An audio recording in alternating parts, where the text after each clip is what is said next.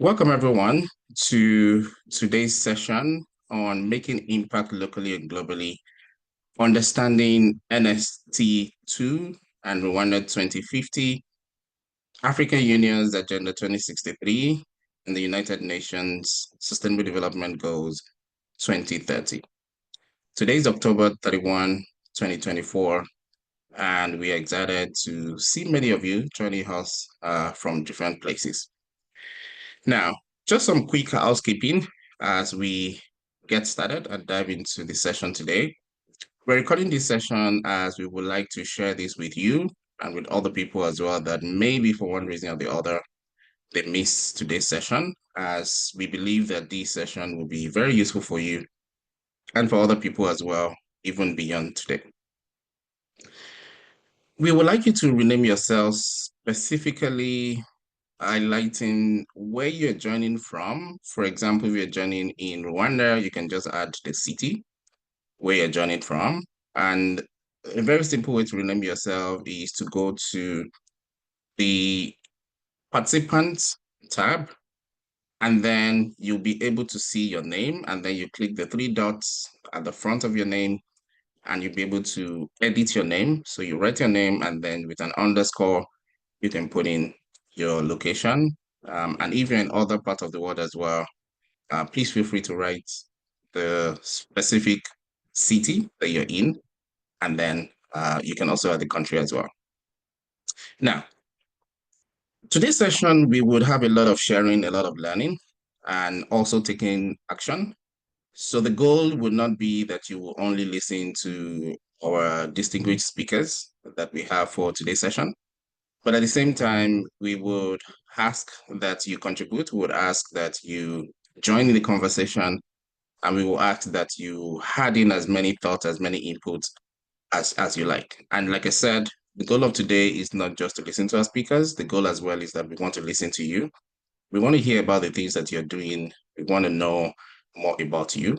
And we will also like to see, perhaps there'll be opportunity for collaboration, even within this room for the next 90 minutes. So once again, we are saying welcome to everyone.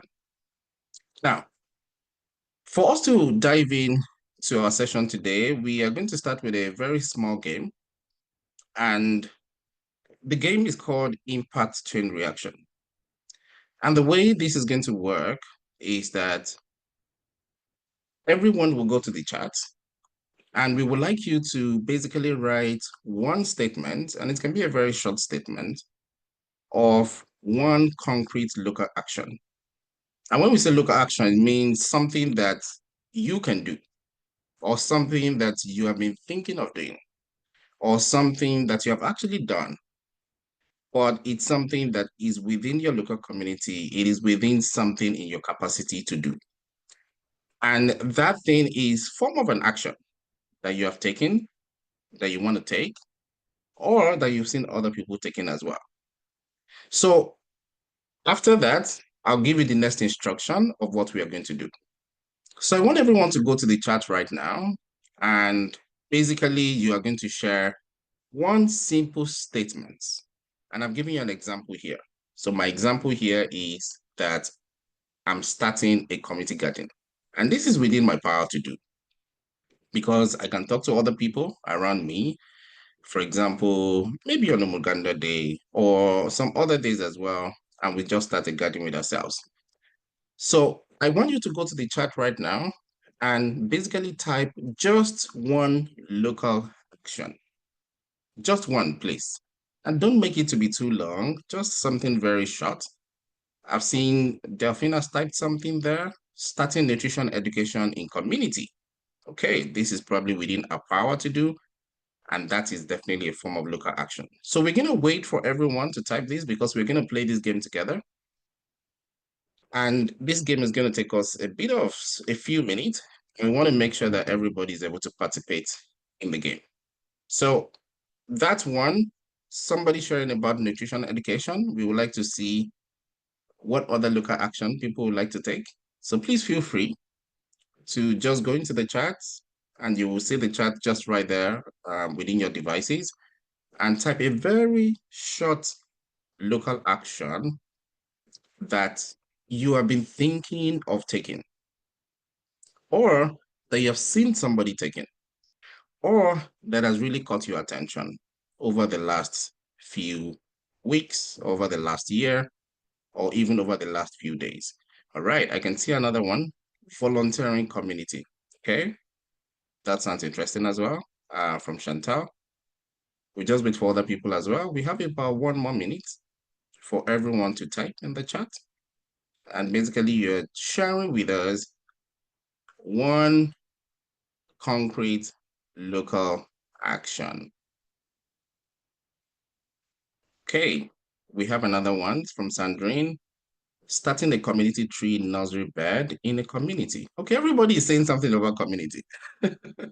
It does not have to be, it does not have to be something that has to do with community. It can even be something within your house, all right? So you're not limited.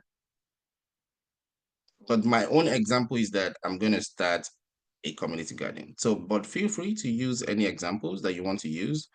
The most important thing is that it's an action, and it's something that is very likely that you might be able to take or that you might be able to work on.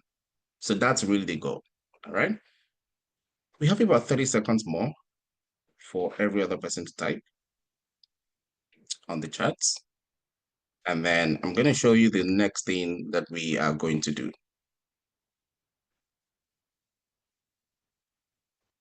Okay, we have medical health. So when you say medical health, what exactly do you mean? So try to make it one sentence and make it sound like an action. So you've seen how Delphine said starting a nutrition education community. All right. Sandrina said starting a community tree nursery. So let it sound like an action.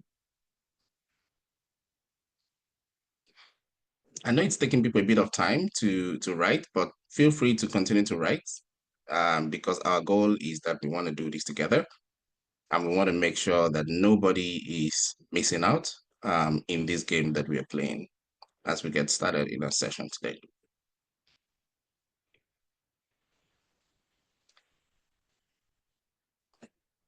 Okay, we have 20 more seconds.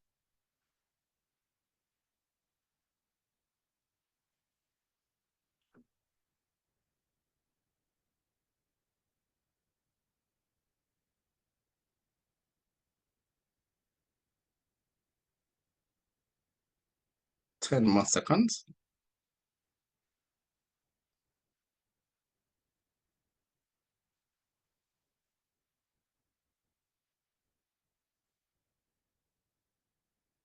All right.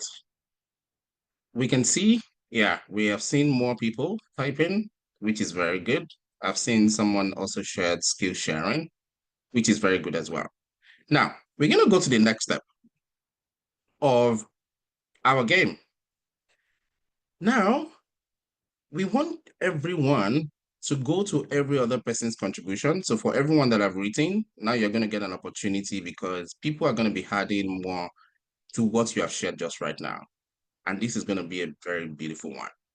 Now, we want you to go to what each person have typed, and we want you to just type another sentence as a reply to their post or as a reply to their comment about what is one immediate impact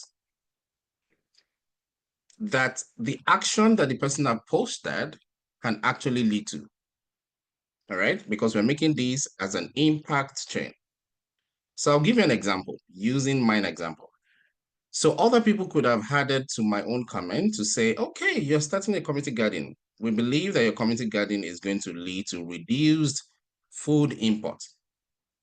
We believe that starting a community garden is going to lead to healthier local soil. We believe that starting a community garden would lead to regional food security. So I want us all to go back to the chat and respond to other people that have posted their local action and basically type one sentence of what you believe that their local action is going to lead to. So like the person that I mentioned something about medical health, what do you think medical health is going to lead to? So just go there and click reply and then just type what you believe that medical health is going to lead to. For someone that have shared skill sharing, go to their post as well, or go to their comment and just reply as well. What exactly you believe that that skill sharing is also going to lead to. Okay. So we're going to take about 2 minutes as well to quickly do that. And we're going to see what kind of chain of impact can we create together as we're here now.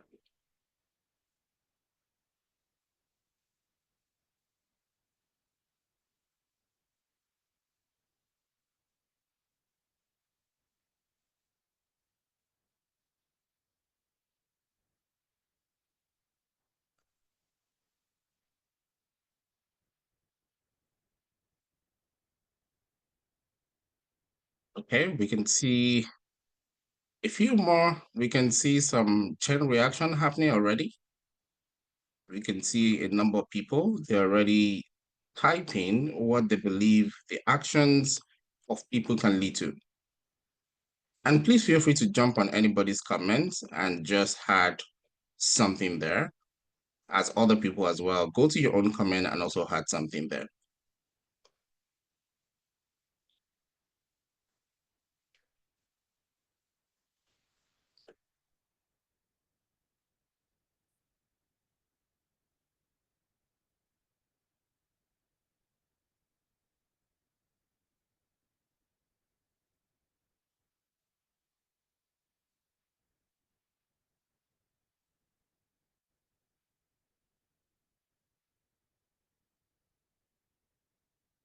Okay, we have 2 minutes to go.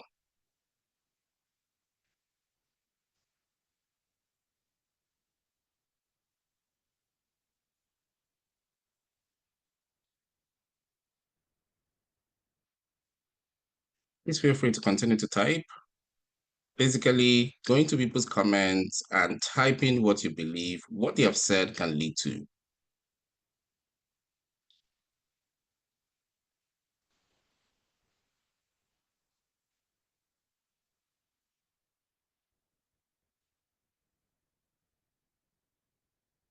Okay, a few more chain, a few more chain, a few more impact chain is growing. We can see a chart growing gradually.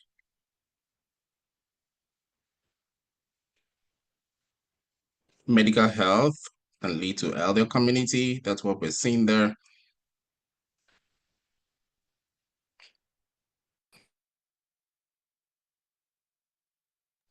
Volunteering community can lead to community empowerment. Skill sharing can lead to reducing illiteracy, and people will stay relevant. Okay. Starting nutrition education in the community can lead to reducing malnutrition rates in children under 5 years old. It can lead to eradicating stunting problem. Starting a community tree nursery bed in a community can lead to reducing soil erosion, can lead to increasing agricultural production. Skill sharing can help communities become more resilient. All right. These are all pretty good. Thank you so much, everyone, for sharing and for joining our little game that is going to get us started into our topic for today. Now, we want to open this up to very quick conversation, and we're going to be allowing a few of you to actually speak because, like I said, we have our speakers in the room who are going to be sharing with us from their expertise. But at the same time, it is important for us to get a sense of what do people in this room actually know before we fully dive in. And the question for us today is, why is impact useful? Or why exactly do we talk about impact? Because our topic for today is making impact locally and globally. So why do we talk about impact? Anybody wants to share?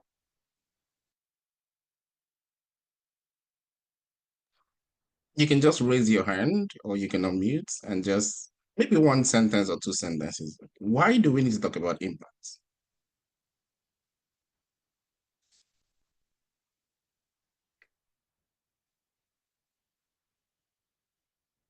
I know a few people want to type, that's fine as well, but we would like a few people to speak as well. because we have said today's session is going to be all about sharing, learning, and taking action. So who would like to share? Why do we need to talk about impact? Why is impact important?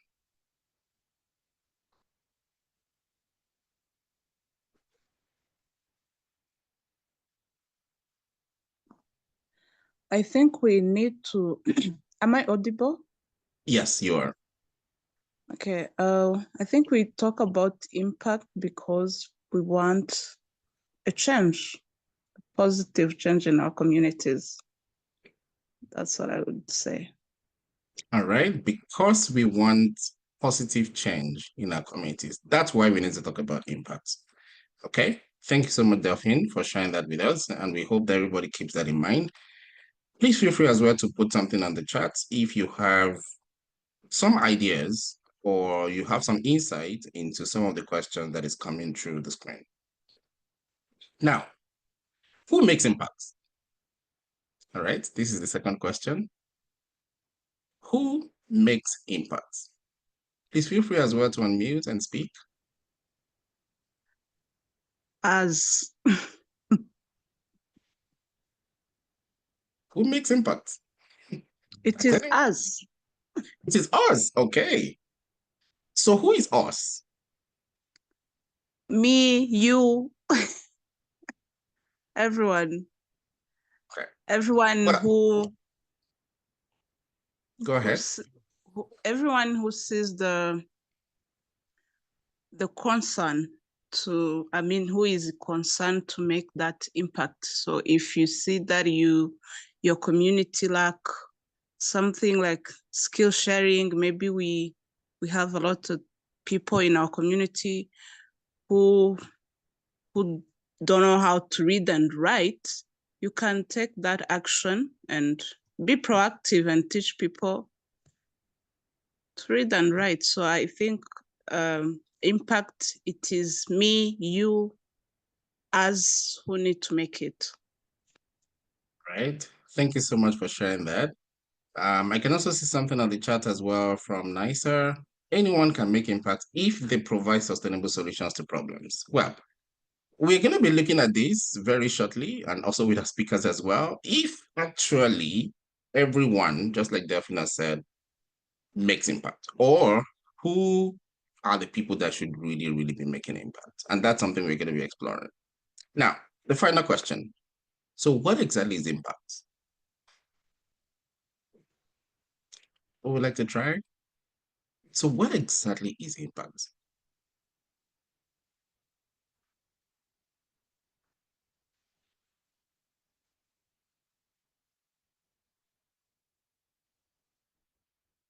Please feel free as well to share. What exactly is impact? Yeah, you can type on the chat, you can also unmute and also share with us. Okay, there's something on the chat. Impact is the result of improving people's life. Okay. I think everybody in this room are thinking about positive impact, right? I want to believe nobody's thinking about negative impacts. I would like to hear one more. What is impact?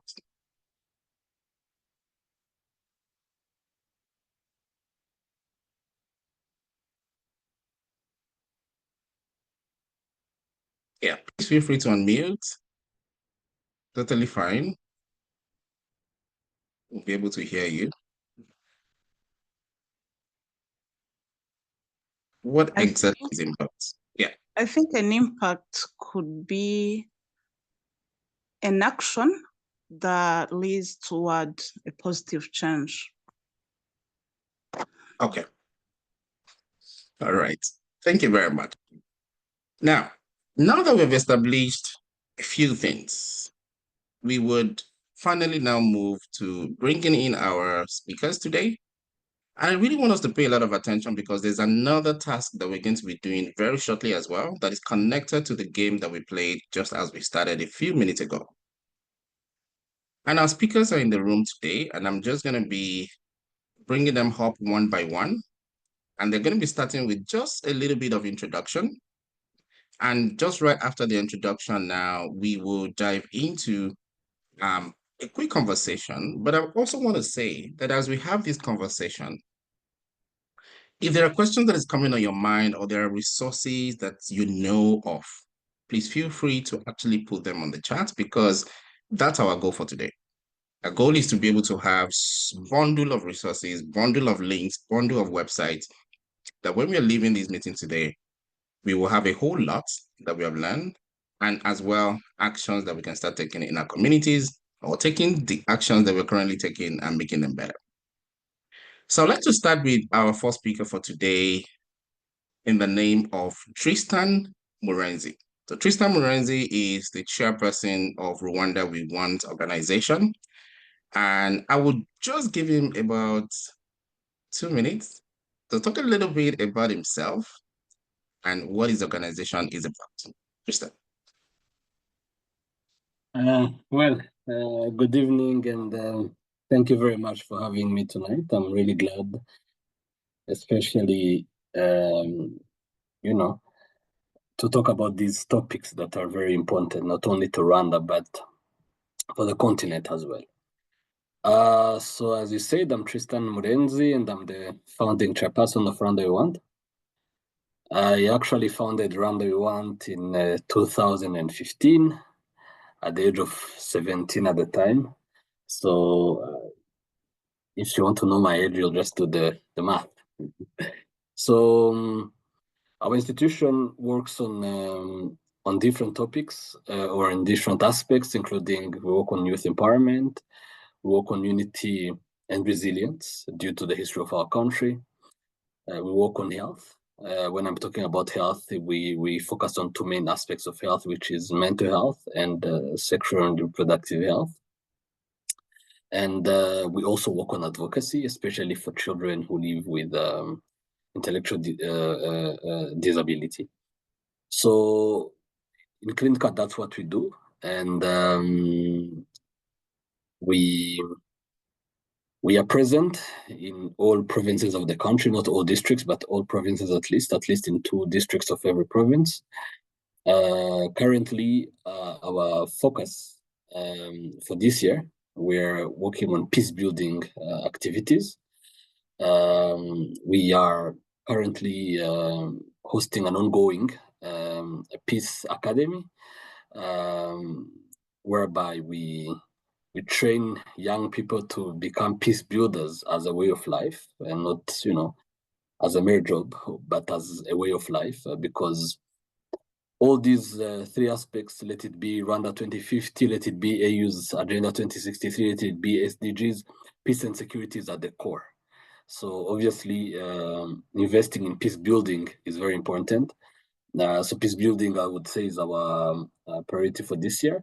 And we're also hosting peace cups in Bugesera now. So in CleanCut, that's what we do. And we are also present in the diaspora. We actually launched the first diaspora project in 2021. We launched it in Rome, Italy, with the Ministry of Foreign Affairs International Cooperation of the Republic of Rwanda, whereby we wanted young people in the diaspora to be able to play their part in rebuilding Rwanda, because in Rwanda, we consider people in the diaspora, who we call the Rwanda community abroad, to be the 6th province of Rwanda. So in clinical, that's what we do. So I guess we'll be able to dive into the conversation in a few minutes, I guess. Thank you very much. Thank you so much, Tristan, for that quick introduction. Yes, we'll be able to dive into the conversation very shortly, and also based on what many people have just said a few minutes ago. Now, I'm going to introduce to you as well a second speaker for today, in the name of Lucy Wimpire. It's also going to take a few minutes as well to introduce herself. She's a public servant. I know that what you're seeing on the screen is very long, so I'll not read that long thing, but she likes to be called a public servant. So, Lucy, please introduce yourself to everyone today.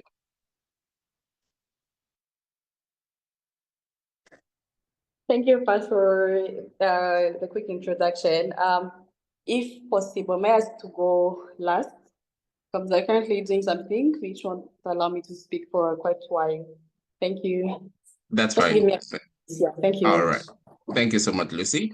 We'll go to the third speaker for today, Blessing Owa, who is, well, youth and community engagement expert. She also has an organization just like Tristan as well, and it's quite interesting that we are broad people that have organizations. We'd like Blessing to do a quick introduction as well for everyone in the room to get to know her a little bit before we dive in. Blessing. Thank you so much, Fash. Hi, everyone. Kindly confirm if you can hear me. Loud and clear. Okay, my name is Blessing Ewa. I'm a youth and community engagement expert and also the founder of Young Advocates for a Sustainable and Inclusive Future. I'm also known as YASIF Nigeria. In YASIF, we work with communities, especially women and youth, where we train and sensitize them about climate change and also equip them on how they can leverage on waste, especially plastics, to bring about value in a way like promoting their livelihood or giving them livelihood support. So that's what we do. We just empower communities and including women and youths, help them understand how they can play active roles in fighting against climate change. While they do that, they also have some livelihood opportunities so that they are happy to be a part of it, and I'm happy to be here today. Thank you very much, Blessing, for that introduction. Well, I don't know if I need to introduce myself as a moderator, but my name is Damilola Fasharanti. I am the 2024 JCI Rwanda Vice President Projects and been in development for about 10 years. And it's been a very exciting ride and journey. And today we are speaking about a topic that is also very dear to my heart in the terms of how do we bring every human on earth to see that they have a role to play in development of themselves, development of their families, and of development of the community. And when we talk about community, both local communities and global communities as well. So once again, welcome everyone to this conversation, and again to our speakers for doing us the honor of accepting to speak with us today. Now, the question that we started with all the participants, we also want to start that same conversation with you as speakers today. And we really want to explore, first of all, the why, the who, and the what. And that is connected to the word impact. So why exactly do we need to talk about impact? Who makes impact? And what exactly is impact? So that's what we're going to start with before we touch on the many other things that we have for today. And I want to start that conversation with Tristan, really giving us an overview. So we will not dive into each of those NSTs for now. We're going there very shortly, but we just want to start on a very initial level that gets us into the deeper conversation that we have for today. So Tristan, if you can, walk us through why impact, who makes impact, and what exactly is impact? Well, in my perspective, why do we need impact? We need impact because it helps us contribute in our small or big way to the community. Because if we do not make an impact, our lives are not worth it. Let me give you an example. I always tell people that the reason why I wake up every morning is to make sure that when I have the opportunity to have children in some years to come, and they ask me, when you still had the strength, when you were still young, what did you use your strength for? I want to be able to find an answer. So I think that's what impact is about. I say this because when I was a kid, when I still had my father, I remember one day asking him, what is your impact? What do you serve? He wouldn't just tell me, I go to work every morning or I have a job. But instead, he told me the impact he made. Today is not the conversation. So in my perspective, we do need to have an impact to be able to have a reason of existing, because life is not just mere existence, but life is about impact. And who makes impact? I think it is Delphine who said it earlier. It is me and it is you. An impact does not have to be big, or, it just has, would I use the word? It just has to have a starting point. You just need to start. So I may do the impact in my small way. At the age of 17, I created this institution, but I did not create it alone. I was the pioneer to create it, but I had so many other people who supported me to be able to, to help me to make impact. Because one cannot make an impact if he is not part of a team. It's totally impossible. So who makes an impact? I would say it is me and it is you, because it is a team. Without a team, impact does not make sense. So it is the why, the who, and the last one is? Is the what? What exactly is impact? Mm-hmm. I think the what, I explained it through the why. Thank you. All right. Thank you so much, Tristan, for getting us started on that note. I'll take it over now to Blessing to also give us an idea. Why do we need to talk about impact? Why is impact really, really important? Mm, What is impact and who actually makes impact? Okay, so for me, I'm going to define impact from the place of personal experience. So I'm someone that has been very passionate about making impacts, especially in any space I find myself, because that's what defines me, or that's what gives me um, that satisfaction in life. So for me, impact is the ability for you um, to be able to profile solutions to problems around you or problems within your capacity, and in a notable manner such that it's able to bring about that notable change that people can see that there's actually change happening.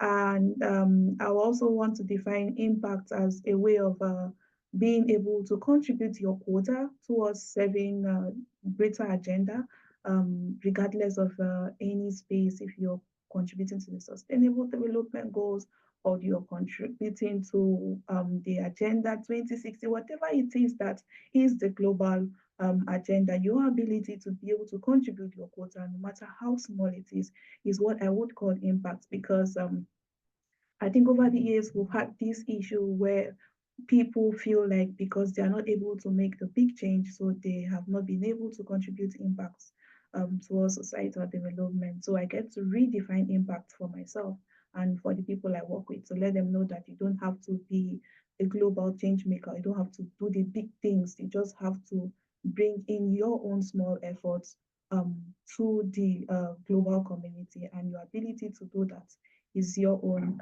impact or success story, as you may call it. I think you had a second question. Yeah, so it was a why, the who, and then the what. What is impact? Okay, I think I define impact as your ability to contribute to change, to bring about solutions to problems that are within your capacity. All right. Thank you so much, Blessing, for sharing that as well. Now, we want to get a little bit personal with both of you, okay, before we really go into each of these things, because yes, we know that different people have created different frameworks that we are going to talk about today. But we want to hear a little bit more about your stories specifically. We know you've won many awards, you're traveling to different places, and these are some very good bets, if we're being honest. But we want you to also share with us. We hear all the good stories about young chain makers and different other chain makers as well that get all of these kind of opportunities. And yet we have many other young people as well that are constantly asking themselves, when will I get some of these opportunities? When will I travel? When will I get those awards? What exactly am I going to do to really make sure that all of these kind of benefit that many other people get, I can get them as well? Now, the question here is, Is there something connected to what you are doing that is leading to impact that is bringing those perks? Or should we really not think about the perks? Or it should also be something that we should be thinking about as young people? And I'm going to start with Blessing on this one. Yeah, thank you. I so love that question.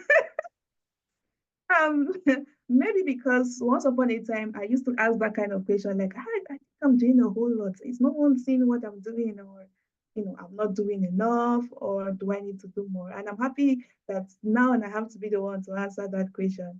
The perks I would say are very important because they are like motivational tools to push you further. So of course it's part of what we need. But what I would say that has been able to bring me is I've started, doing grassroots community engagement for a very long time. And I would say that it's not until like last year before, oh, the world started hearing about it and I started traveling and I started getting awards. But I had been, one thing I know that had kept me was consistency and passion.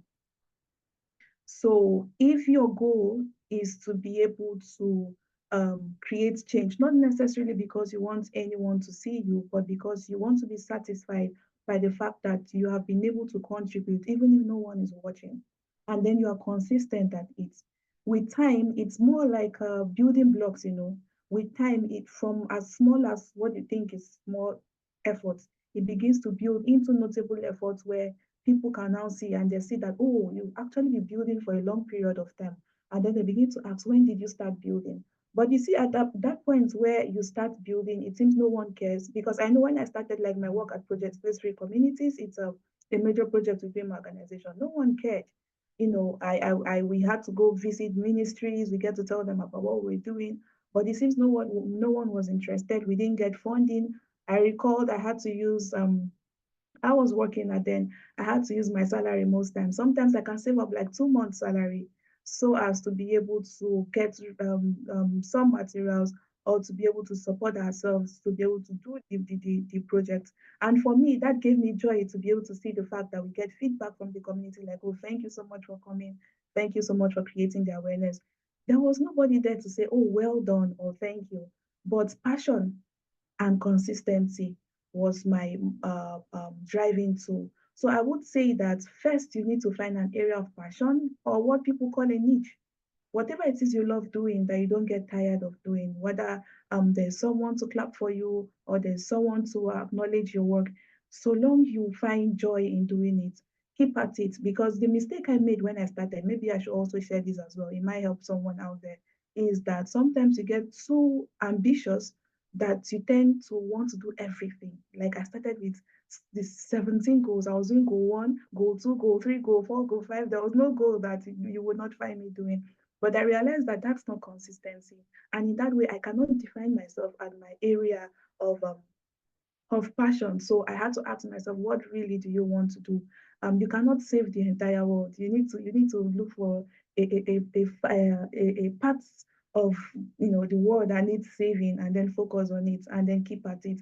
So that's why I came into climate change. Started doing. I don't have a first degree in climate. I did public health. But I had to start learning about climate change, attending workshops, and I started restructuring my work with my team, and then the thing now boiled down to plastics sustainability, and then we now stayed there, and then we kept at it. So we kept building over the years. We visited from one community to another, and I was keeping data, keep documenting every moment. I was happy to go back. In fact, I kept using my resources. I drew partnerships. I tried to let the government know what we were doing. And for me, I had joy in the fact that nobody may be watching, but I'm able to see the change. I'm getting feedback, and I'm getting thank you from the people that mattered, which are the community members, and that was enough for me.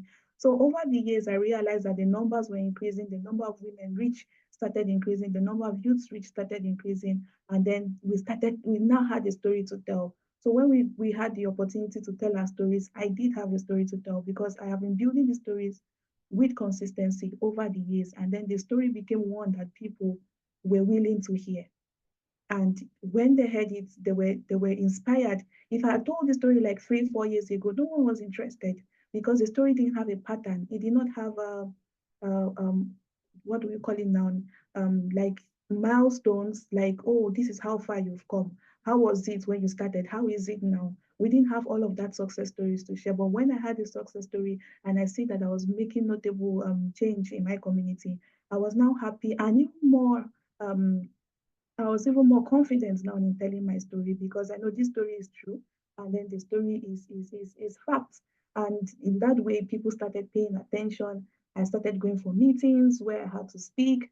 I think this even brought me to attend a meeting in Lebanon, a climate justice meeting where I had to train people from other countries about community engagement. For me, it was really because this was hands-on experience that I had built over the years, from lessons learned to learning from mistakes to building better. And I knew at this particular point I was a master in my own game, and I was not scared to share it, regardless of where I find myself, regardless of the platform, regardless of the people I was meeting. And it started making sense. And then the government started coming in now. Everyone was now interested to hear the story.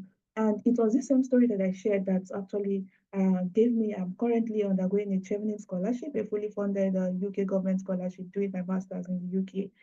These are the stories that I shared.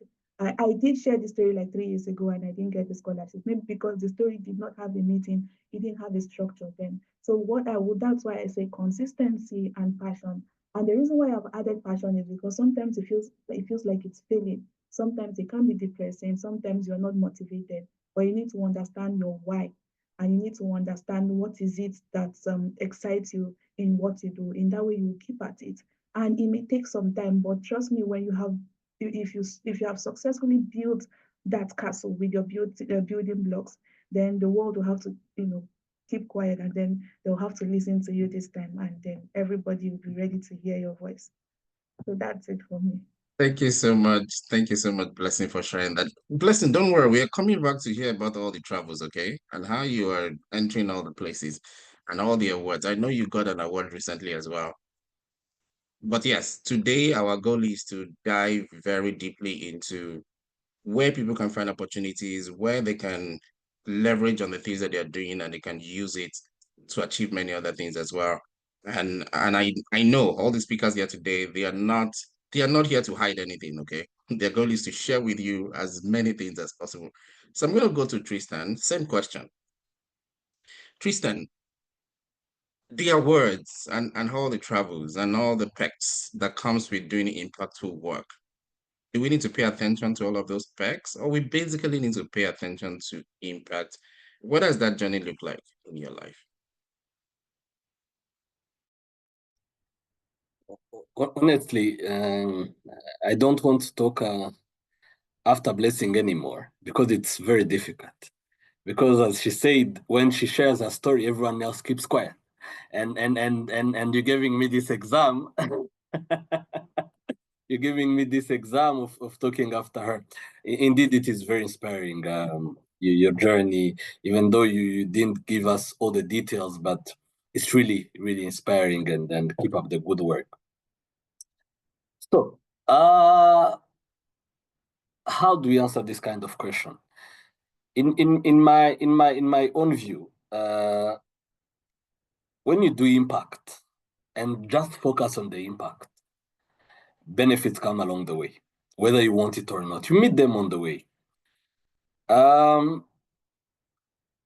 When we started Rwanda We Want in 2015, as I told you, I was a kid. I was 17 years old.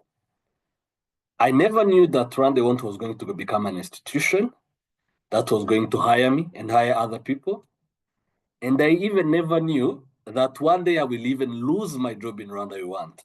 Funny part. It's not always the you who gets the benefits alone. So let me maybe give a summary of what happened. When we started the institution, because Rwanda We Want is an NGO, so for around 3 years, we did not have anyone to fund our initiatives. Like no one wanted to fund Rwanda We Want. Because everyone would ask, who did you work with before you come to work with us? These kind of questions be like, who are your partners before us? And we're like, we want you to be the first. And they're like, no way, we can never be the first. Unfortunately, if you need partners, you need to start doing something small and then you write a small report about it, and then you go look for partners. So to explain why, we needed to be able to carry out activities to be able to get partners who will give us funds to do bigger activities. And then the starting point was not easy. As Blessing said, sometimes you have to do something else to be able to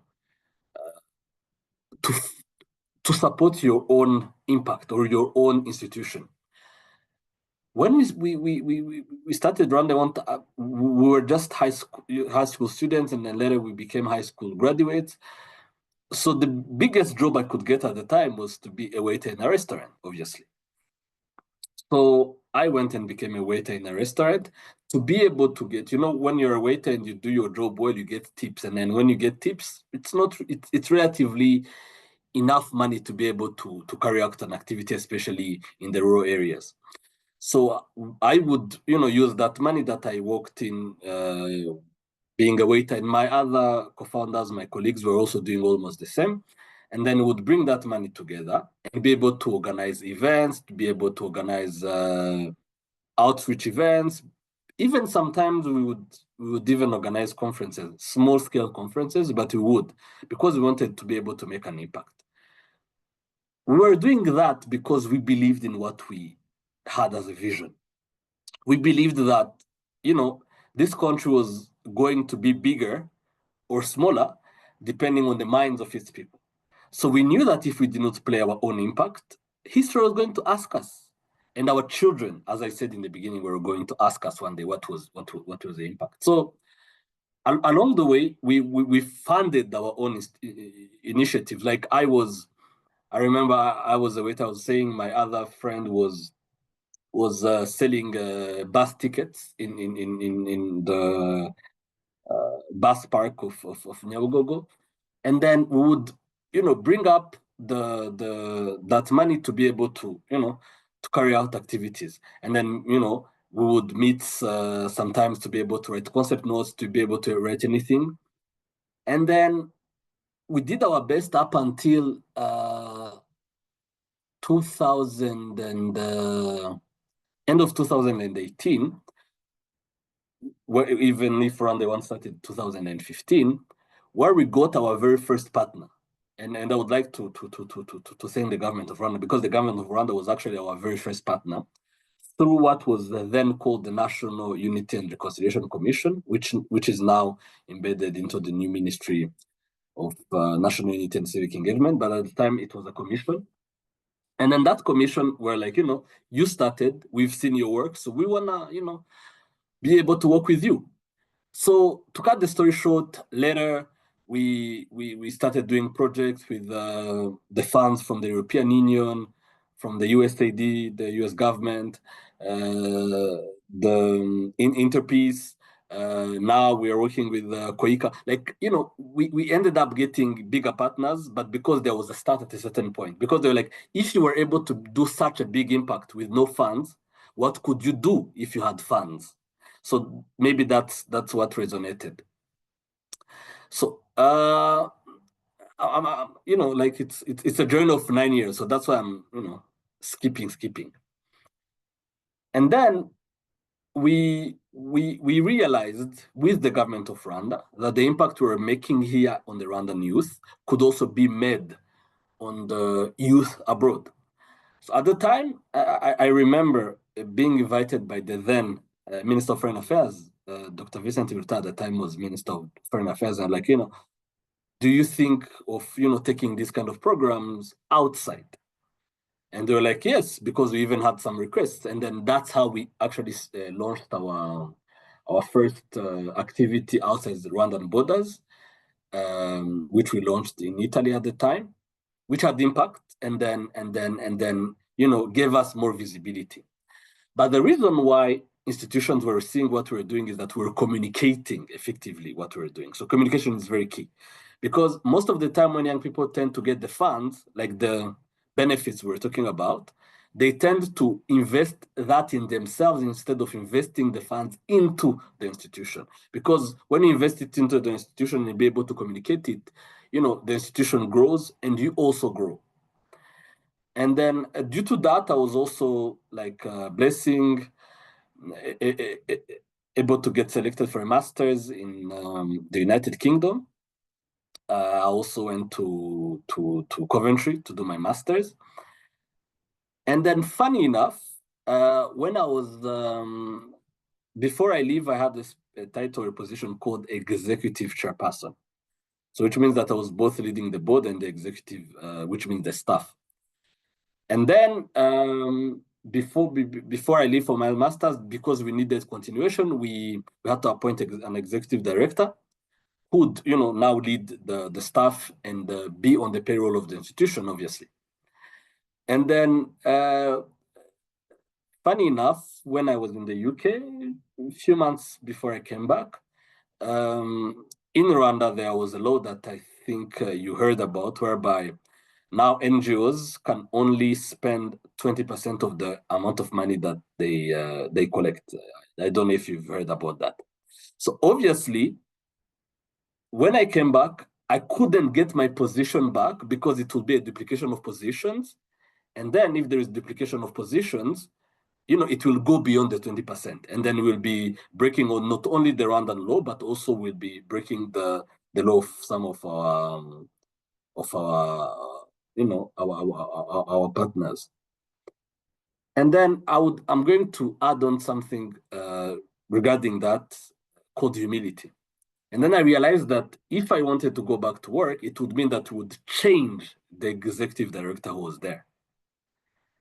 And to be honest with you guys, I realized that the executive director was able to grow the institution better than I would have done or better than I did in the previous years. And I was humble enough to know that he is better than me. Because most of the time we tend to hold on to our positions and onto our salaries and onto whatever, and stay, and then sometime you fall with the institution. Sometimes you have to admit that someone is better than you. And I had to admit to myself that the current executive director, Colbert Rwanda, was better than me. And then that's how I stepped down and then just stayed on the board, which is more of an honorary position, honestly, because the full powers are owned by the executive director. Because most of the time we tend to be like, I want the benefits, I want the benefits, I want the benefits, and then end up, taking the institution down with you.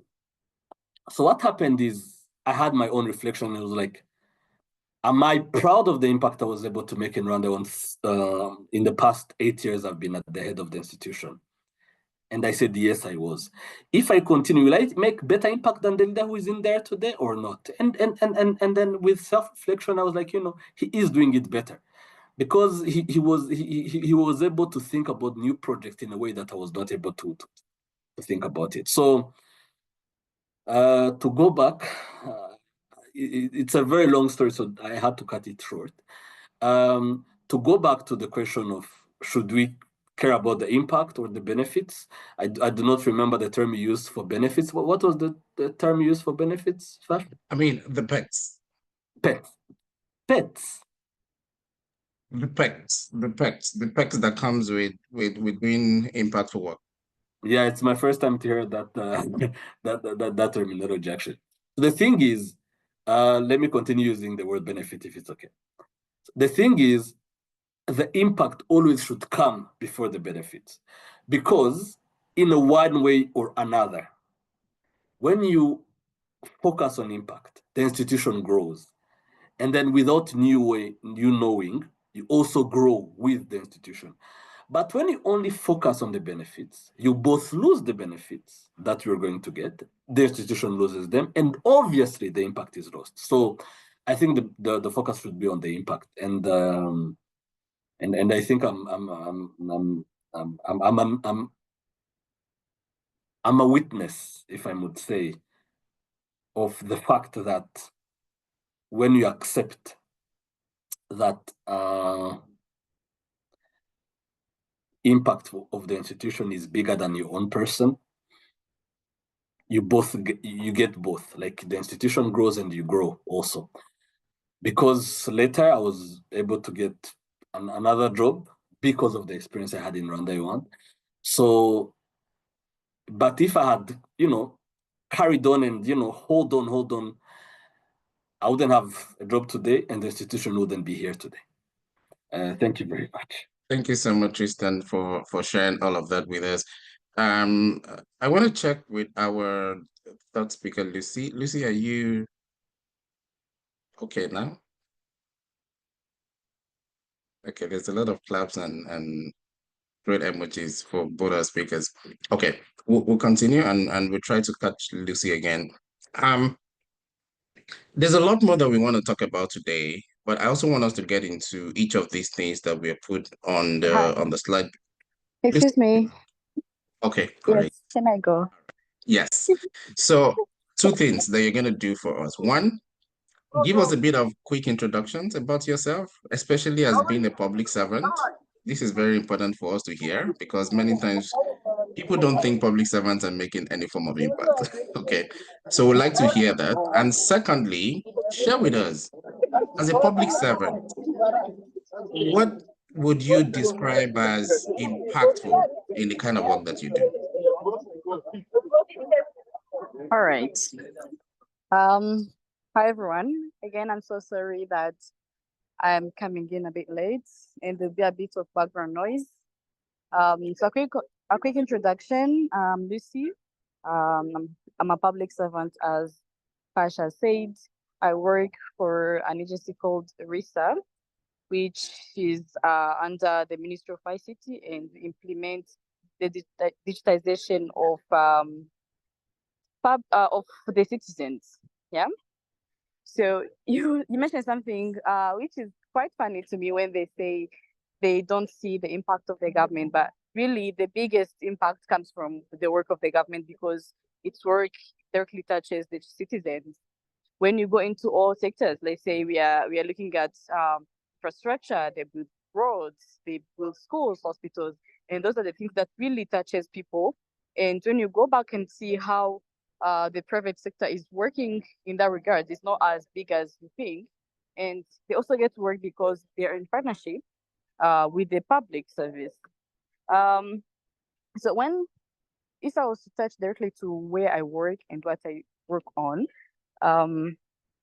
we say digitization of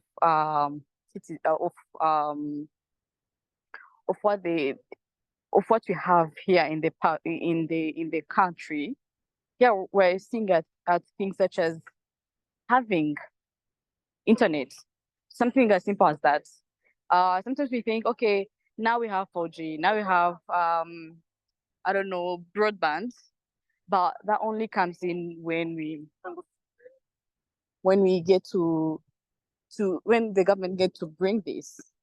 And I agree. In the past, we looked at things as deliverables, like we have to deliver this number of services publicly. We need to have let me think quickly. Like these are the number of people having access to mobile money, but what are the impacts? We quickly forgot how to measure the impact, see the outcome of this, and to actually communicate and share with the public. These have been the impacts. We share numbers. Like for example, now the country is connected to the internet at certain percentage, like 7%, but we don't get to say now the citizens are able to access service at this rate because they no longer have to go to these public offices to get these services. So here we're looking at the impacts. Yeah. One of the things that we've been doing is to see what can we do to improve this. For example, I'll give you a quick example of something that is going on with Irembo called Jikorere. We all know Irembo, where people get to request different public service. We have something called Jikorere, where we are encouraging people to do it themselves. But we're encouraging them, but they lack, when you go into rural areas, you find that they are lacking skills to do that. So we come in again, where we have these people called digital ambassadors, where they come to you in your home and they're like, you know what? Here's something I can help you with. I can teach you how to request simple services, such as you go here on Rainbow, you do ABCD. Or if you need to see your land title, this is what you can do. So here we're like directly touching their lives and impacting how they live based off the work that you're doing. Yeah. Thank you. Megan, what was the second question? Yeah, I think you kind of explained it because we're also trying to check what exactly is when you're describing impacts, as a public servant, what does that look like? And it's quite interesting as well that you gave examples of that kind of thing as well. Yeah, let me add on that. Sure. Also, the country is driven by certain goals. Yeah, they said we have like some vision. When we speak about Vision 2050, there is a vision you have in mind, some things you need to achieve. And those things usually have the impact you're looking at. They don't say we want to achieve a certain percentage, but they say what they want to achieve with that. For example, they can say we're trying to reduce the number of stunting. Let me actually quickly look at like reducing stunting and malnutrition. That's an impact you're talking here. You're not talking about numbers, but how can we reduce stunting? And when you go into numbers, when you go into different sectors, let's say you are in which sector? You are in the Ministry of Health, then you are like, okay, what can I do about this issue? So we start with the impact, then every other institution within the government works towards achieving that impact you want to see. Yeah. So we are driven by the national strategies. We work on them based off what you can offer the citizens. Yeah. Thank you. All right. Thank you so much.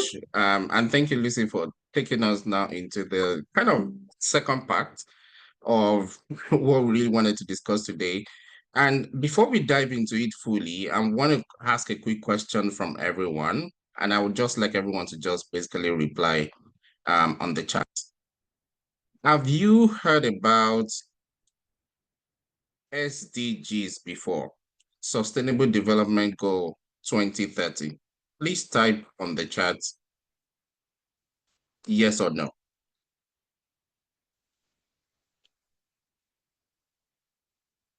Okay, 2030, guys, not 2023.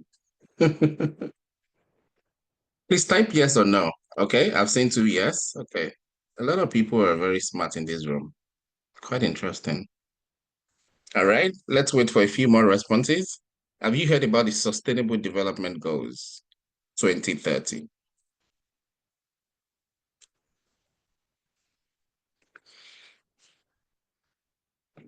All right. Oh, I'm seeing a lot of yes.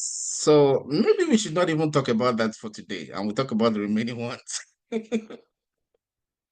Okay, but let's start from there. Okay, and I'm just going to put up this short video just to get us started into it because we're still going to have a conversation about it shortly. Here we go.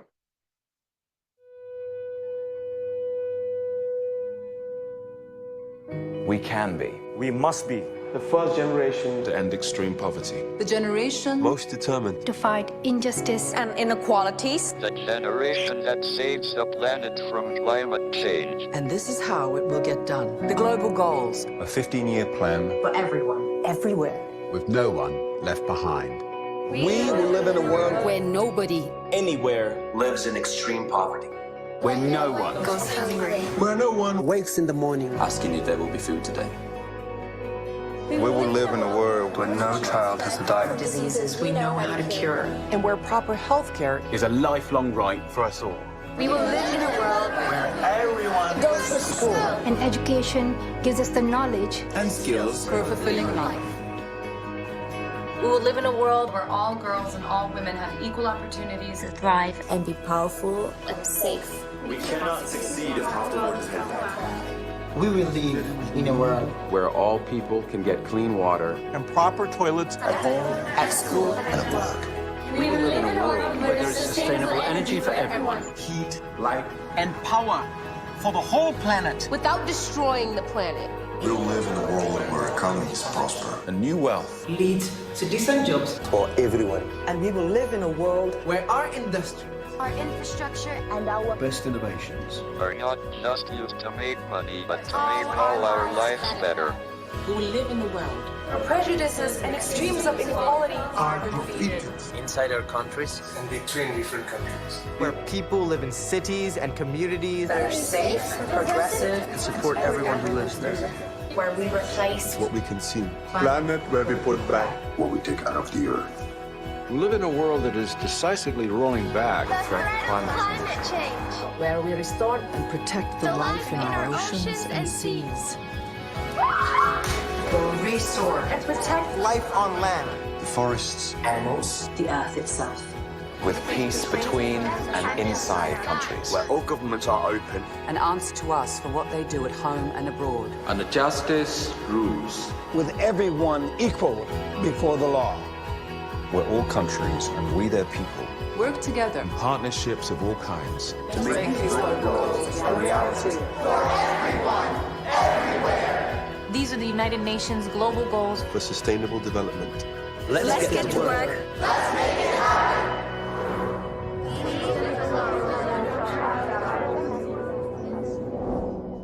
Right.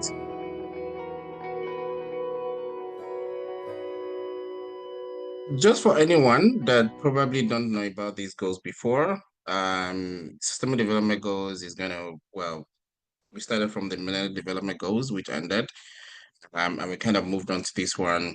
And like you can tell, so there are 17 Sustainable Development Goals, and they have 169 targets across all the goals. All of these things are things you can find online. There are many indicators as well, almost about 231 indicators, and these are all very important as well. We can spend the whole day really exploring all of these things. We have 191 UN member states who kind of, working on this together. So this is a global goal, like you heard in that video. It was adopted in 2015 after the Millennium Development Goal finished. And our target to achieve all these goals is 2030. And we're just 6 years away. That's it about Sustainable Development Goal. We're going to go into it with our speakers very shortly. There's another goal as well called Agenda 2063 of the African Union. If you have heard about these goals before, please type a yes on the chat. If you've not ever heard about them, please type no on the chat.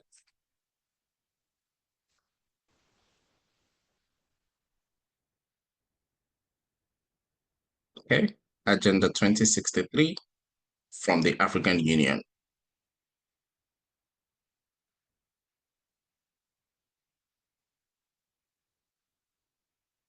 Okay, waiting for a few more responses. Agenda 2063 from the African Union. I mean, we're in the African continent, so it's important for us to talk about the agenda that the continent has, not just the one that the global have signed to. A few more responses. Have you heard about the Agenda 2063 of the African Union? Okay, I've seen one no. I've seen one yes. What about others? Okay.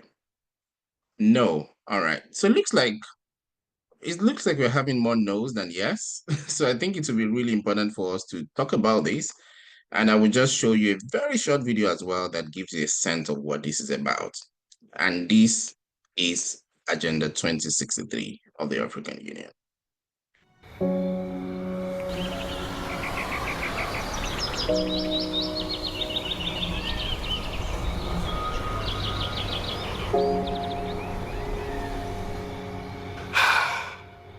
Guys, we are almost graduating. What does the future hold for us African youth? After graduating from college, is securing a job certain? I want to further my education. Why shouldn't I leave this country to seek other opportunities? As an aspiring fashion designer who would like to trade in textile all over Africa, how do I get funding for my business? Trade? Are we even sure of economic stability?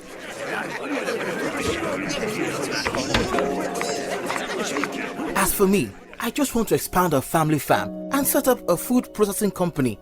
But how can I easily transport and sell my goods to other African countries?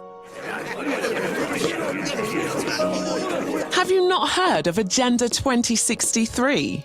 What is Agenda 2063? Agenda 2063 is the master plan for transforming Africa into a global powerhouse of the future by the year 2063 and ensuring that Africa's development is driven by investments that are sustainable and benefits all people, and that development activities will promote unity, self-determination, freedom, progress and collective prosperity pursued under the ideals of Pan-Africanism and the vision of Africa's Renaissance. Do you know Agenda 2063 aims to increase investment in key infrastructure, improved agricultural practices and better management of our natural resources, as well as access to quality health and education to enable Africans to unlock their full potential? And with a well-educated society and empowered people, our communities will thrive as Africans actively participate in decision-making to promote good governance, democracy, respect for human rights, and the right to live in stable and peaceful societies. And a peaceful and secure Africa will provide the right environment we desire for growth and development, productive employment and decent work for all. We can build more world-class infrastructure, sustain industrialization and foster innovation as we invest in the blue ocean economy, agriculture, advanced technology, transportation, health, renewable energy, commerce and finance, and even outer space technology, translating into a better standard and quality of living for all African people. The Agenda 2063 promotes a united Africa with a strong cultural identity, common heritage, values and ethics. Agenda 2063 will enable Africa to position itself as a strong, united, resilient and influential global player. Wow, that is the Africa I want. That is the Africa I want. That is the Africa I want. That is the Africa I want. That is the Africa I want. This is the Africa we want. Let us unite to build the Africa we want. Visit www.au.int to learn more about Agenda 2063.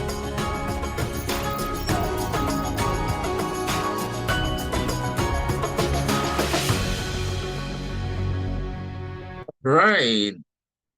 Who wants that kind of Africa? Is this the Africa that you want as well? All right. For the people that have never heard about this, what do you think? Was it inspiring for you to hear that Africa actually has some goals? All right. And just to give you a context as well about this, so there are 7 aspirations of the Agenda 2063, which are very inspiring, to be honest. A prosperous Africa based on inclusive growth and sustainable development. And you can read up about some of these things as well. There are 20 goals based on all these 7 core aspirations. 85% of all these goals are super, super connected and aligned with the sustainable development goal, right? All the 54 countries across the continent have supported this agenda for it to work. And as you can tell, this is a 50-year framework. So this is what Africa really wants to achieve within the next 50 years up till 2063. So this is very interesting. It's quite interesting on the other side that many people don't know about it, but everybody knows about the SDG. But we're also going to make some alignment very shortly to see that why is it that these goals are really, really connected and kind of embedded. Now, the final part I wanted to share with you is, and you can see we started from the SDG, which is global. We've come to region, which is the Agenda 2063, and we want to come home a little bit, especially to Rwanda. And we're just taking one country as an example today. So Rwanda has the Rwanda 2050 kind of agenda as well. But beyond the 2050 goal that Rwanda wants to achieve, Rwanda also finds a way to constantly break it down into a bit of pieces and 5-year kind of implementation. And that's why we have the NST2. Have everyone here heard about NST2? Please type yes or no. Maybe people will know about NST1 if they don't know about NST2. Ah, everyone. Okay, everyone is saying yes now. All right. It's only the African Union that we don't know. All right. So there are 5 main priorities for the National Strategy for Transformation 2, which is going to run from this year up till 2029. And as you know, these are the 5 areas that is going to be a lot of attention that's going to be focusing on over the next few years. And as you know as well, these are broken down into about 13 goals, right? Each of them having specific goals that we need to approach and we need to really connect to as well. Now, the goal of sharing these goals with you again is not just for you to be aware that these goals exist, okay? And that's why I want to go back to our speakers right now.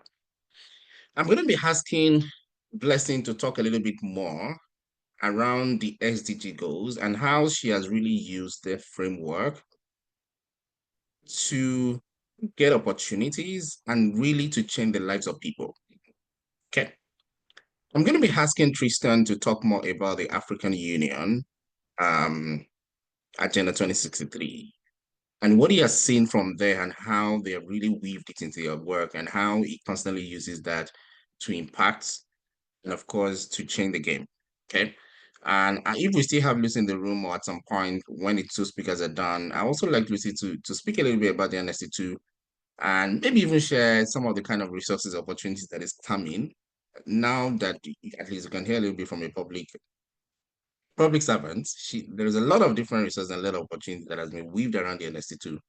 And we also get a sense of that as well. But let's start with Blessing, talking more from that angle of SDG. Blessing. Thank you once again, Fash. So speaking about the SDGs, the first time I got to hear about the Sustainable Development Goals was in 2017.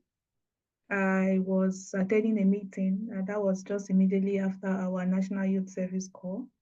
It's a paramilitary compulsory service that you have to do after you graduate, graduating from university. So I had attended a meeting and we were talking about the 17 goals, and I became really interested to learn all about it and how I can be involved in the SDGs. So I started attending more SDG related meetings to learn more about the SDGs and which of the goals that I feel like I'm very passionate about and I would want to be a part of. So that's when I understood that the work that I did was related to goal 12, which is responsible production and consumption, as well as goal 13, which is climate action. And then I decided, before that, I was very passionate about all the goals. You know how you're a very young, vibrant person and you want to meet, well, not like I was passionate, not having an idea in mind of what I wanted to do. You know, the beautiful thing about the Sustainable Development Goals, which I believe applies to the Agenda 2063 of the AU and also the country's agenda, is the fact that all of these goals are intertwined. So I came to understand that ideally you have to be passionate about all the goals, because whatever it is you're doing, even if it's just goal 1, you realize that as much as you meet goal 1, you are also meeting goal 2 and then probably goal 3, and then you interlock them. So what I was learning that time was how to connect all of the goals together so that you see that you are not just helping to meet one goal, but you're just like goal 17, which is partnership to achieving all of the goals. Then after which I now started focusing on goal 12 and 13. But if I tell you that if you ask me to speak about my contributions to the Sustainable Development Goals, I will tell you, broadly speaking, that I have been able to contribute to Goal 12 and Goal 13, but I will still extend it to also contributing to Goal 1 because I provide livelihood opportunities. So there's no poverty, as well as Goal 8 because people get to start up their own businesses with plastic upcycling. I can talk about Goal 3 because we are talking about environmental sustainability, where they get to take up plastics from their drainages and then they don't have to fall sick anymore. And then we are talking about Goal 2, which is zero hunger, because as much as they have money, they can purchase food for themselves. And then there's Goal 4, because we are actually educating them about climate action. So you see that all of these things are really intertwined. So the beautiful thing about the SDGs is that no matter what sector or no matter what area you are working on, you definitely have something to contribute. So you cannot say that my goal is not there. So when you look deep, your goal is definitely there, which gives everyone an opportunity to be able to contribute their own quota, no matter how small, to meeting the goals. And the way the SDG is built in the form that almost all systems and structures now inculcate the SDGs into what they do. For instance, some of the things some of the opportunities we apply for, if you're very smart, you should understand that they may not mention it, but they want to know if you understand the SDGs and how your work relates to the SDGs. So most times, some of these people are inspired when they see that you are able to link the work that you do to the Sustainable Development Goals and how the little thing you are doing is helping to promote a particular goal or is helping to achieve a particular target in your country. So the SDGs for me, I think is like an indicator to measure how, because there's something we call the SDG index. I think every country has it, where you get to check how much of each goal that your country has met. It gives you that opportunity to know what problems are there. For instance, if I go through the goals now and I see that, oh, zero hunger is lagging behind, they are not moving, maybe they're on red. Red means stagnant. We've not had any meaningful upgrade. Like it's either you're addressing hunger or more people are getting hungry. So when you see things like that, you can see that as a potential, that's a problem. And starting up a campaign or mobilizing a group and saying, because of this issue that I have identified, that the country is lagging in this area in the SDGs, I would like to contribute by providing food relief or working in part of agriculture where you have more food for people. That is your own way of contributing. It may not be the big thing, but it's meaningful enough that because that's what it is. Because for us to bring about change, everyone has to, play their part. Like what I was, sorry, I to digress a bit. There was a TEDx speech I did recently. It was on a topic if everyone cares about climate change, but I was trying to tell them how important everyone is. I don't believe in change begins with me. I believe in change begins with all of us because only me cannot bring about the change that the world needs. But if we all get to do our part, then we can bring about that change. So we don't look at who is starting with the change, but we are all starting. So if we all put our heads together and doing the little bit that we can, together we can achieve the goals. That's why there is a goal called Goal 17, Partnership for the Goals, meaning let us come together and let's see how we can put our thoughts together to achieving this together. There is no one-sided, there's no ministry or agency that should be responsible alone for the SDGs. Everyone needs to be involved. And I like the team for the SDGs, leaving no one behind, meaning everyone is important. And I think that's the beautiful thing about the SDGs and the reason why everyone needs to be involved, no matter what you're doing. You are a teacher, you are a student, there is a part of the goal where you can also be contributing your quota. And then be noting down your own milestones, be noting down your own successes, and then you should be able to write it, even as a blog out there, saying that this is your contribution to the Sustainable Development Goals, and then you are proud of it because it takes that what do you call it, that collaboration, or it takes that effort from each and every one of us to be able to help achieve the goals. I know that the goal is ending the set time where they are going to check whether we've been able to achieve the Sustainable Development Goals is 2030, which is less than 6 years now, and I know especially in Africa, most of our countries are lagging behind, and this is a good opportunity for all of us to come up and say, what can I do? What role can I play? How can I help? You can even interface with policymakers, remind them that they have a role to play. That's a very big job. So if you can do that, you are playing a very active role, and that role that is going to be noted at some point in time. So the SDGs gives you an opportunity, and you can always link it with your country's framework for every country, just like you have the Rwanda the Rwanda RS NST2. Yeah. so, so just like you have all of those framework, you can link what you can do in your own local space, in your own local community, to the global agenda, which is the SDGs. And then you see that you're making informed decisions, and then you're making meaningful change. I mean, you're bringing about meaningful change to your community. Thank you so much, Blessing. We're gonna switch the gear over to Tristan in terms of talking about the Africa agenda that most people don't know about, but we are all living on the continent. So, Tristan, how is this working for you, and what do we need to do to really leverage possibilities around this goal, this agenda? Well, I first heard about Agenda 2063 in 2014. At the time, Rwanda had hosted the AFDB annual meetings here in Kigali. At the time, a Rwandan was actually leading the AFDB, Dr. Donald Kaberuka. So they hosted the annual meeting here in Kigali. So I remember there was a panel.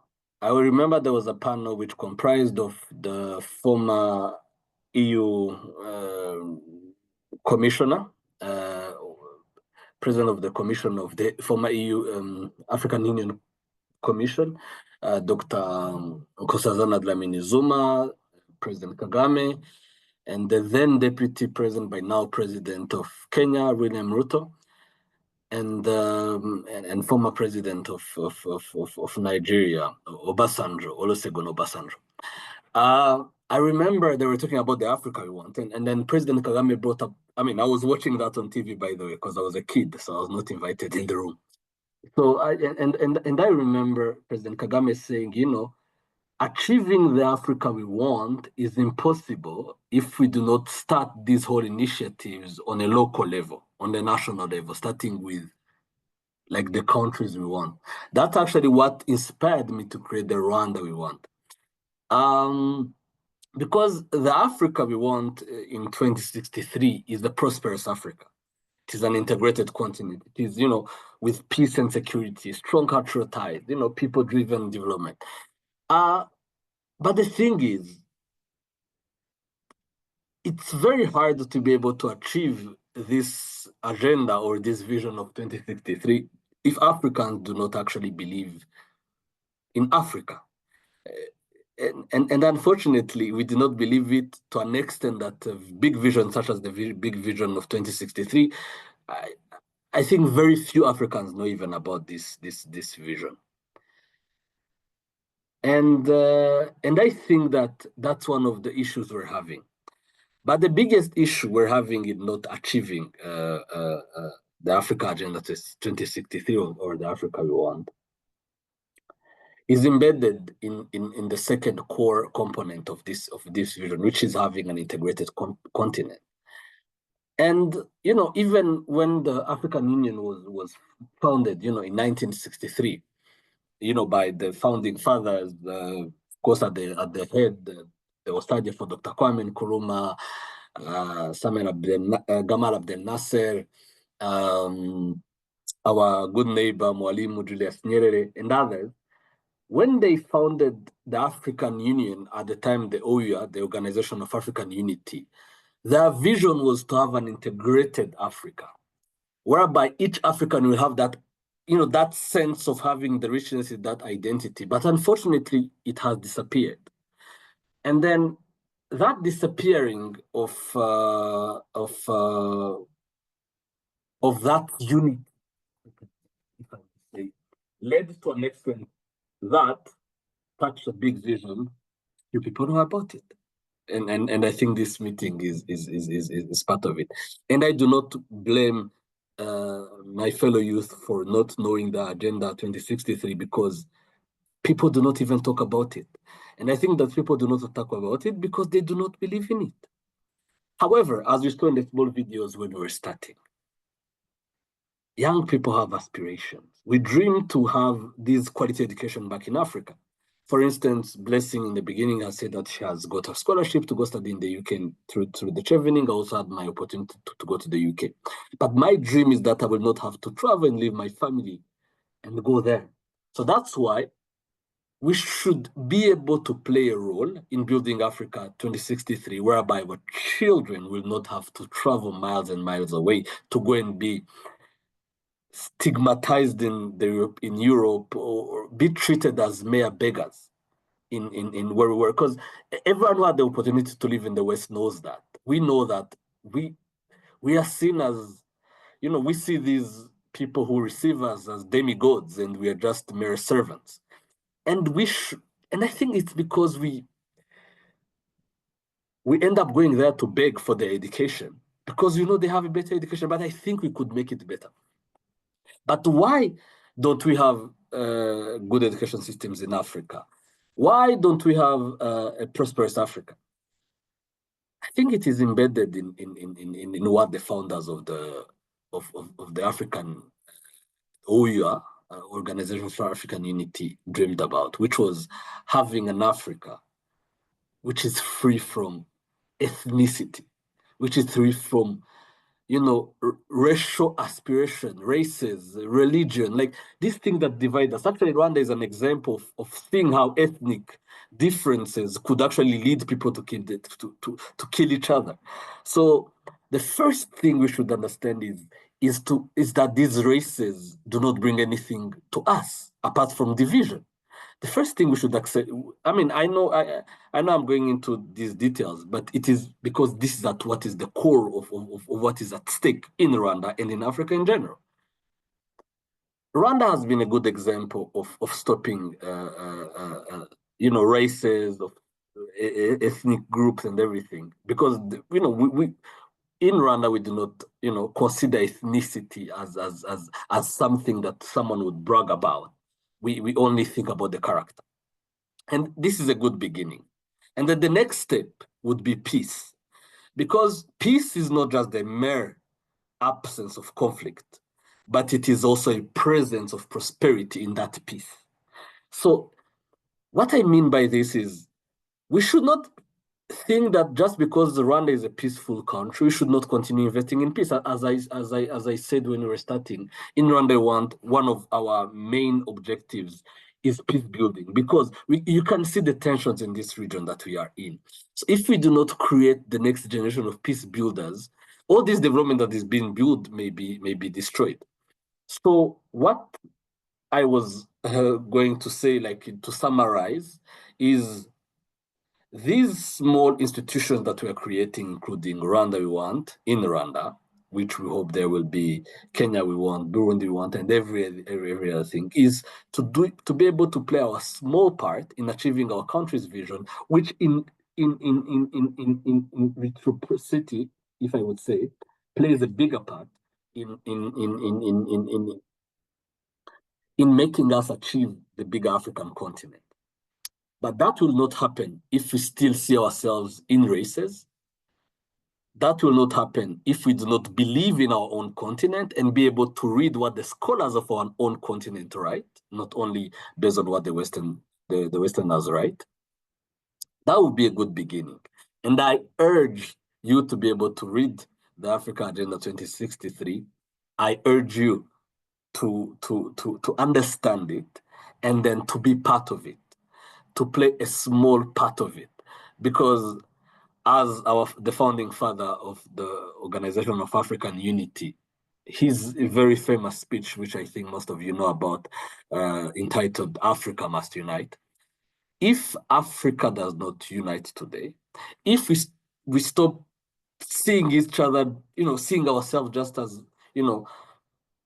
as small nations that we are, or small ethnic groups that we are, this vision is just going to be a vision. is just going to be a slogan. So let's believe in it, and then let's play a small role in it, and let's believe in African unity. Thank you. Thank you so much, Tristan. Okay, we need to go, but I know that, and yes, you can tell the passion and the energy of all our speakers today. And we just want to say thank you so much for really coming. And yeah, you can see that Lucy also shared something on the chat in terms of the NST2, and hopefully maybe we can even have this session one more time as well to really dive more deeper into some of the things that we did today. So just to wrap us up, and because we really got over time, the final thing we just want to share with a couple of tools and resources and organizations that we can all look out there, where you can really connect with some of these goals and everything. And I'm going to be asking our speakers as well to do the same. I'm going to be giving both of you 1 minute each, just right after I read these. But at the same time, for every other person as well in the room, if you know of certain websites, you know of certain resources that people can read up more about some of these things, we want you all to share it on the chat so that people can go to those websites, people can read up, on some of those things, just like what Tristan is saying, to say, read more about these aspirations of the African Union, and take steps about them as well. So we just want to wrap these up with resources, tools, and links to where people can learn more, can build more, and really can push their knowledge forward and also start taking action as well. So Youth Connect, I believe everybody knows about Youth Connect. The next summit is happening next month. So I want to believe that you have all registered. If not, there are ways to register. And some of the organizations that you can register through are the ones having this webinar today, so which is quite interesting. Then there's so many accelerators and incubators right now across the continent that please look out for them. They are always looking for applications year in, year out. And one of the platforms you can go to is vc4a.com. There's always a lot of all these incubators and accelerators always putting out different kind of things there. In Rwanda, we have the Nowskin, we have Westerwell, many of these kind of organizations, they always share opportunities about these kind of things. AFCTA is the African Free Trade Area. We can spend the whole day talking about this as well. Please read up more about this because it also gives a framework of how trade, services, movement of people across the continent, how the African continent is thinking about all of these things as well. It helps to plug in so many initiatives around this at the moment. We have the Rwanda Green Fund and many other types of funds that is out there in Rwanda that is always shared from time to time, plugging into some of these things as well. And I specifically brought this up because Blessing spoke about climate, and this is really connected to climate and environment and everything, specifically for Rwanda. Mastercard Foundation programs, we cannot talk about this enough. And they're one of the collaborators on this webinar today. I know many of you are probably alumni of the Mastercard Foundation, or not yet, but so many programs that they also put out there. Yali is one of the ones that the partner with. Anga Azaza is another one. Do many scholarship programs as well on the continent and beyond. African Development Bank as well. Support so many initiatives for young people and many other kind of programs that they set up from time to time, even targeting NGOs, targeting businesses, and many others as well. Junior Chairman International JCI, who is hosting us today. You should also connect as well. There's a chapter in Rwanda. You can connect, become a member. JCI is in more than 100 countries across the world, which gives you an opportunity to really connect with so many change makers across the world as well. Prico Academy, also one of the collaborators on this program today, based in Nigeria and Rwanda. A lot of opportunity as well to connect with many people across the continents, to have a wide range of change makers that is plugged in to them as well. So these are some of the resources, but again, there's so many resources as well. And I just want to throw it back to our speakers. Just 1 minute, closing these out, and I'll start with Tristan. What resources, what final words do you have for all of us today as we close? I'll just suggest 2 articles that are very interesting that would help us understand the challenges and why we are not achieving Agenda 2063. They are just 2. One is a very interesting one. I suggest it the most, called How the African Union's Conceptualization of Global Africa 2063 Agenda Got Kwame Nkrumah Wrong. So, and by the way, you can reach out to me on LinkedIn, Tristan Murenzi, and LinkedIn, I use mostly LinkedIn than any other social media, and then I could send it to you. And obviously, there is another one that is interesting called Challenges of the Implementing of the Africa Agenda 2063, a synopsis. So these two articles would be very, very, very interesting because they were written by Africans. So and then people who really understood this vision. I apologizing for taking a lot of your time, but it was very important due to the fact that I realized that we needed to know more about the Agenda 2063. But I thank you very much for having me. Thank you. Thank you so much. And for every participant in the room, please feel free to write 1 or 2 sentences. If there was one thing you learned from today, it will also be great for us to know if this was useful, if this was worth your time as well. It will also be great for us to see you adding that on the chat as well. I want to pass it on to Blessing. 1 minute as well, closing us out. What resources, how can people get connected to you? Yeah, from all the things we've shared today. Okay, so for me, I would advise people to engage with networks. So not like for me, it might not be document resources because I think that's how I was able to build myself. Look for an area you're interested in and find networks. There are various networks across various areas. There are even networks that are doing different things even around and across the SDGs. Identify yourself with the networks and begin to learn, begin to grow, and begin to contribute. Also, it's in that network that you also have platforms to share your ideas, and some of those ideas can be supported. And I'll also share that you can also maximize the use of social media to learn about the work other people are doing and also to speak about the work that you are doing. Or to even speak about the idea that you have. It doesn't necessarily have to be the work that you've done. You have an idea that's very exciting and it's very interesting. Put it out on social media. Like Tristan mentioned, he's on LinkedIn. I would advise you to utilize the use of LinkedIn as much as you can and sell your ideas. You don't know who is reading it. You may find someone who will look at the idea and be interested in it. You may find collaboration. You may find partnership just because you were able to sell an idea that makes sense. So those are the 2 areas that I'm going to advise that you focus more on. And if you probably want to connect with me on social media, you can find me. I know there are so many blessing hours, but obviously, if you look at my face, so you can find me on LinkedIn, Instagram, or Twitter, still with the name Blessing Ewa, and I'm very happy to connect with you. Thank you so much. Thank you so much, our speakers, for really honoring to come here and yes, to share as well in your busy schedules. We're really excited. And thank you for really sharing from the depth of your heart. Yes, also putting it out to say that you like to connect with as many people as well. We can only have the Africa we want, the countries we have, and everything that we want if we really show up and really do this, making sure that impact really comes from all of us, not just from one of us, right?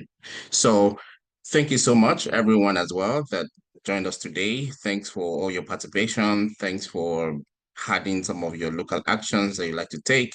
We're hoping we'll probably have a version 2 of these because, again, 90 minutes obviously was not enough to really dive into all these 3 aspects of the framework.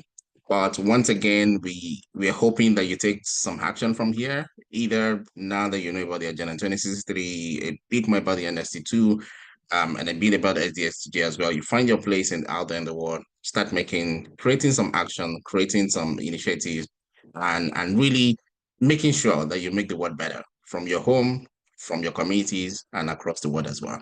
So thank you once again, and wishing you all the best in all your journey, and our speakers as well. Thank you so much. Maybe we can all unmute and just say goodbye to each other. Everyone. Do take care, everyone. Bye, everyone. Take care. Bye. Bye.